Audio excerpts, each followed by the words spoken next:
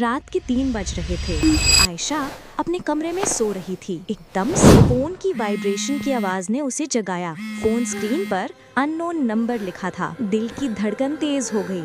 اس کی آنکھیں پوری طرح سے نہیں کھلی تھی۔ عائشہ نے فون اٹھایا۔ شروع میں کچھ بھی نہیں ہوا، پھر ایک ٹھنڈی اپنی ہی آواز اس کے فون سے سنائی دی، ڈونٹ اوپن دی ڈور۔ اس کا چہرہ سفید ہو گیا۔ اس نے پیچھے جا کر دروازے کو دیکھا اور دیکھا ہلکی سی شیڈو ہال وے میں ہل رہی تھی۔ اس کے ہاتھ کانپ رہے تھے اور سانس رک سی گئی۔ فون دوبارہ وبرایا۔ اسکرین بلینک تھا۔ اس نے سوچا شاید فون خراب ہو گیا، لیکن پھر بھی اس کے دل کو ڈر لگ رہا تھا۔ دھیرے دھیرے وہ دروازے کی طرف جھکی۔ تبھی فون سے وہی آواز پھر سے آئی، ڈونٹ۔ اور پھر ایک تیز ناک دروازے پر۔ عائشہ کا چہرہ ہل گیا، آنکھیں وائڈ اوپن۔